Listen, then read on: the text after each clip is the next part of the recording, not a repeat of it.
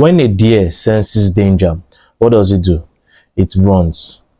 But you know that sometimes, even when it runs, it can run into another danger. This instinct is built into every human, including human beings, meaning sometimes out of danger or out of a particular feeling, we act based on impulse. But we can question that impulse by overriding the switch, examining the threat, and taking the right action. By doing what? Practicing objectivity, which is our subtitle topic of today on The Obstacle is the Way by Ryan Holiday, the ancient art of turning adversities into advantage. My name is Ifevo Chimumba. If you don't already know, I'm the host of Tinsaid Foundation channel. Here we do book reviews, movie reviews, and every fun and educational content. To practice objectivity, what does it mean? The phrase "this happened and it's bad" is actually just two impressions. The first one is "this happened." This happened is objective, while "it's bad" is subjective. This chapter takes us through a story of a swordman who had a lot of fights with many people, many opponents, and the opponents feared him. In most cases, he fought them swordless and he won these fights. He noted in his book the difference between the observation eye and the perceiving eye. He said the perceiving eye is weak, while the observing eye is strong.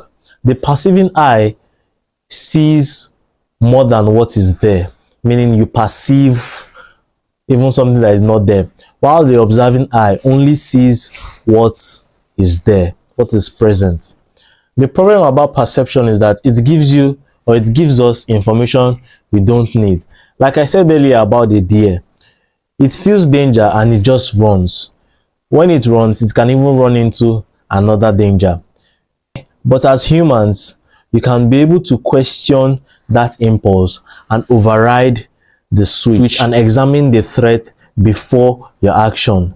But it takes time, it takes strength to be and muscle to develop the act of be able to practice objectivity. To be objective is by removing the subjective part. The profound definition of subjectivity or subjectiveness is basing your opinion on personal feelings or intuitions, which may be wrong, while objective is looking at an evidence or what is really there. Think about it. When you give others advice, the problem is crystal clear and the solution to the problem becomes very obvious to you. But when that same situation sometimes happens to you, it's the solution doesn't seem obvious anymore. This is because with the other person you can become objective, you can be able to see clearly. But when it's your situation, you become, let's just say, subjective because it's happening to you. In order to be able to bypass this, next time you are faced with a situation, take your situation and pretend like it's not happening to you. Pretend like it doesn't really matter to you. You will see how much easier it will be you'll be able to find out the solution and be able to act upon the solution. This stance will give you clarity and it will make you not to sympathize with yourself. It's an exercise that will take repetition, like I always say, and the more you do it, the better you get at the skill. It's a skill that is meant for everyone to develop, including myself.